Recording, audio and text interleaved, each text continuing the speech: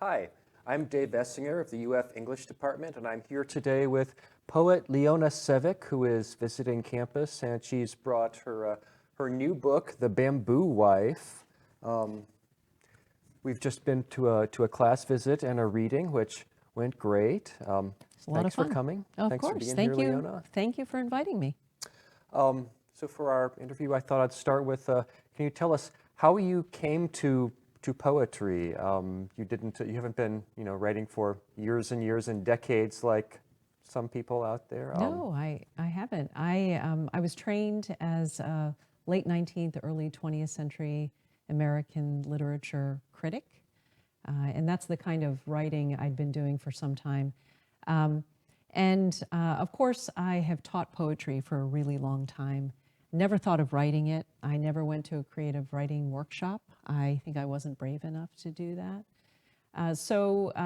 One day I was sitting in a bar and I was waiting for somebody and I had a pen in my hand and I wrote a poem on a cocktail napkin.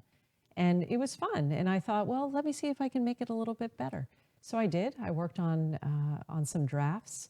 And a colleague of mine who runs the creative writing program at an institution where I worked, he suggested I send it into a contest. So I sent it into a national contest, and it was picked as the winner by Naomi Shihab Nye. And that was so exhilarating. I was shocked and really I was surprised, and then I was addicted to writing poems, and I haven't stopped since. And so I've been writing now for almost 15 years. That's great. And so this is your second full-length book. Would you read us something from the new book? Sure, happy to. So the book is called The Bamboo Wife, and it is taken from an object that exists in South Korean culture. And it's, I guess the best way to describe it is to call it a kind of stiff body pillow made of bamboo. And so I'll read the title poem. The Bamboo Wife. If one bright day you find yourself moving through the rooms of the Jeju Folklore Museum, you might pause at the domestic exhibits, wonder at the strange, closed basket as wide as a drum and as long as a yardstick. They call it Bamboo Wife, and carefully printed signs tell you that in warmer months, men would wrap their arms and legs around her cage body to sleep. Her ribs free from flesh, the air moving through her to cool the sleeper. Perhaps you think this is a strange marriage. The wife stiff and silent, her spouse breathing into her his stale, sour air, arms locked in a tight embrace around nothing. Where has she gone, living wife? Out to the paddy field in search of a soft breeze, the cold water cupping her feet as she reaches for the sky. Thank you. That's great. So, did you the poems in this book, were they all written around the same time period, or do you have some of these that stretch back farther? Yeah, most of the poems were written after my first collection came out, so after 2017. There were a couple of poems that I pulled out of my first collection. I knew they were good poems, but they didn't quite fit the aesthetic of this particular collection. And so I saved them. And we were just talking in class this morning with students about never getting rid of the things that you write, because you never know when you might use them in maybe in another form or in another collection. So a couple of the poems in this collection were written earlier than 2017, but most of the poems from 2017 to 2024, I worked on those poems, published many of them in journals and in magazines, and then they found their way to this book. So, how would you say that this book, how do the poems in this book differ from the ones in the first book? Would you say there's a a very different aesthetic? Is there a different theme going on? I think not a different theme. I think I took many more risks in this book than I did in my first book of poems. I experimented a little more with form in this book. I have sestina, I have pantoum, I have some syllabic poetry. And so that's one of the risks that I took here. I think I was really not developed enough as a writer for my first book to take those kinds of risks. I was much more relaxed as a writer. The poems have a little more, I think, breadth. And so my poems in my first volume, I think, are very constrained. And so in this book, I gave myself a little more space on the page. Some of the poems are a bit longer, and it feels like more mature work from my perspective. I know that, you know, for some poets, their first book, they've been working on it for years and years. And it's really, you know, the poet will feel that it's the very best thing that they can produce. But for me, I really think that I had to learn and grow as a writer. And so I am maybe fully realized as a poet in this collection more than I was in that first collection. Okay, that's great. Did you feel, was it easier to take risks in the second book? Were you conscious of, I guess on the flip side of that, were you conscious of kind of reining things in or feeling a little constrained in the first one, like less you could do with the first book or more in the second? I think the reason I was just more constrained in that first book is that publishing poems was pretty new to me. And I was really thinking about, you know, how to get the poems published in journals. And so I was thinking a lot about audience and what might be appealing to journal readers. And that influenced my work, I think, more than it did in this book. In this book, I'd already had, you know, quite a few poems published in very good journals. We always have our, you know, journals that we very much like, and then we have our reach journals, journals that, you know, publish people that we absolutely admire as writers. And I had published a couple of these poems in some of those reach journals, and I think it gave me the confidence to be able to take some chances, and that is apparent, I think, in this book. So.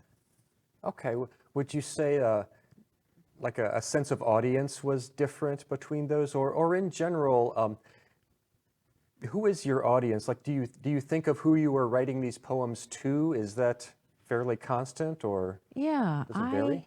It varies sometimes. You never know who might connect with your work. I do know that a lot of the subjects that I write about are appealing to women, to mothers in particular.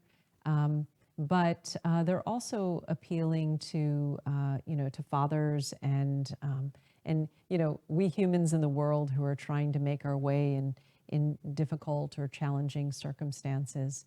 So I do think of the reader. I think it's important to always consider a reader when you're writing, so that you don't just become sort of focused on the things that delight you as a writer. So I think I probably write to women, I write to mothers, and I write to humans. So. Sure, as we all try to, right? Right, So, right. we talked about this a little earlier, and I thought your answers were interesting. Then, to what extent are you in these poems? To what level is there some persona going on, and when is it you speaking directly, as in poetry as nonfiction? Yeah, I do have a number of I poems in this work that are clearly based on experiences I've had. And I also have some persona poems. You know, I am a pretty empathetic person, and so I love to meet people. I love to hear their stories, and I think I can translate those stories into poems in a way that connects with people, maybe who see themselves in some of the situations I put those subjects in. I'd say I have a balance of poems that are me poems. Most of the parent poems in this collection are pretty clearly about me and all the mistakes I've made as a parent.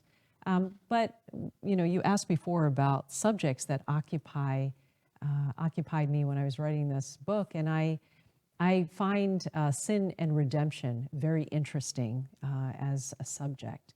And so some of the poems and a number of the persona poems are about that topic. And I find that lots of folks connect to those themes as well. I was saying earlier in class that one of the poems in this collection was published in a journal, a magazine that a number of prisons subscribe to. And I had a very interesting letter from an inmate, somebody who had been, he had been convicted of murder and sentenced to life in prison, in a federal prison. And so he connected to some of the poems in my collection. He went on to read some of those poems. And that was not an audience I anticipated. But I was very pleased that the poems spoke to him very different from the audience I usually imagine. And how often do you think that's happening, that we're all getting audiences, that we're getting connections to readers we didn't realize? Do you think that's happening a lot, and this was just one person who reached out, or was this just kind of a spark? I don't know. Sometimes it surprises me that that men connect with my poems as much as they do, but I think that one of the ways I go about writing my poems is to find some interesting fact, either in nature or in life, and sort of, jam it together with some other kind of incident or maybe, other kinds of people that I've encountered in my life, sort of smash those together and see what it produces. And so even if I have an ideal reader in mind, I find that lots of people connect to weird things that happen in life and how they provide a commentary on some of the relationships that they are pursuing or have maybe maybe left behind. So that's been a surprise to me. Yeah, and in some of these you're writing about some pretty heavy topics, and you mentioned using a little more form in this book. We talked earlier about syllabics and rhythm. Do you think that makes it easier to write about or to approach for a reader? I guess that's two questions, but using this kind of form, and do you think that kind of like the syllabic rhythm, it's kind of soothing? Does that make it easier to approach some of these hard topics? Difficult subjects. I never thought of it that way. I think that, I write in syllabics because finding a form and being constrained by that form sometimes pushes you to look for language that doesn't immediately occur to you. So it is a kind of discipline that I like to practice, but it does create a certain kind of lulling rhythm. And it is the rhythm of, speech that we find really easy to listen to.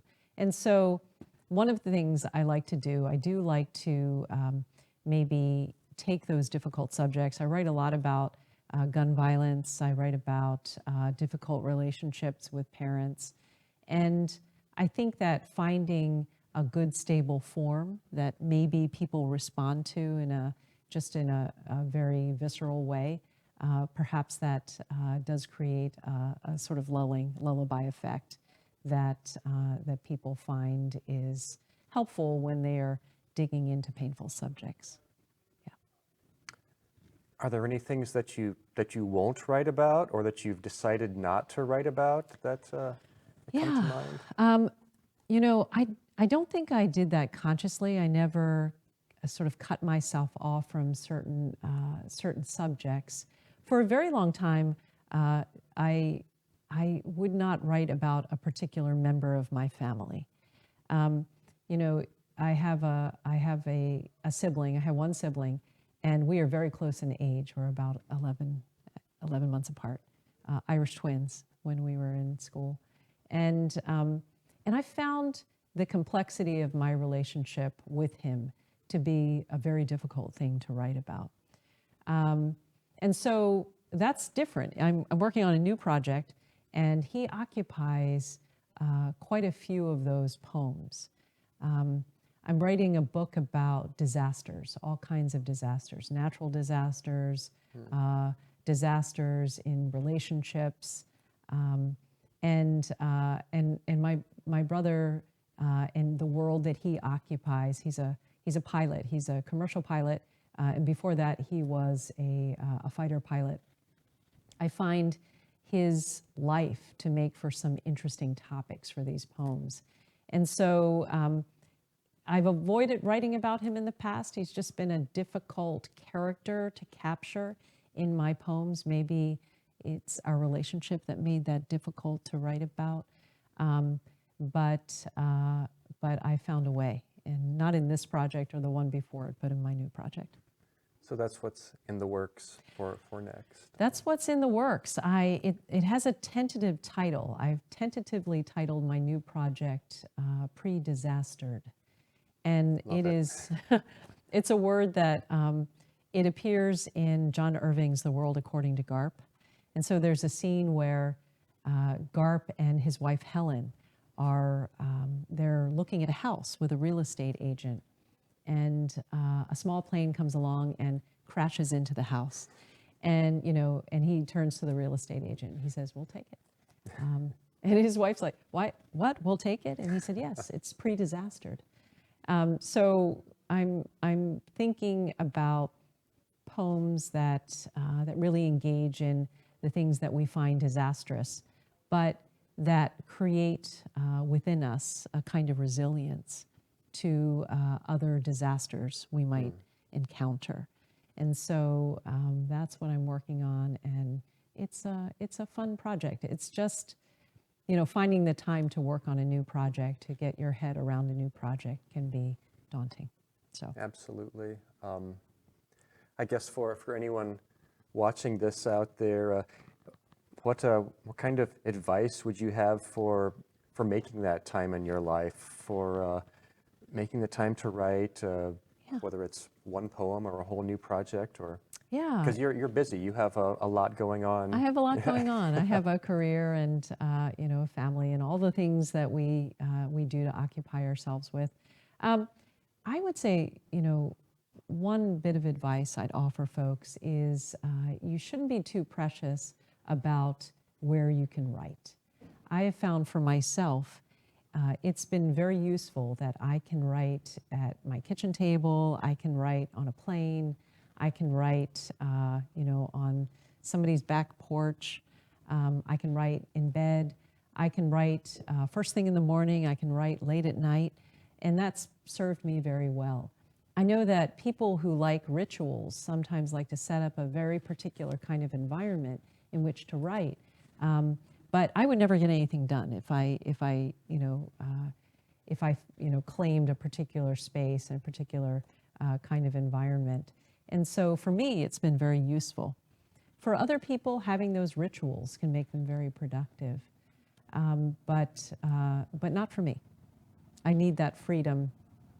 And sometimes I don't feel like writing. I spent about 6 months of my life not writing anything. My parents died in very close succession, and I was grieving. And I gave myself some time to grieve, and that was important for me. And my younger writing self would have thought, you know, I didn't write a poem in 6 months. I would have been worried that I had lost it, that I couldn't get it back. But my mature writing self knew that it would come back.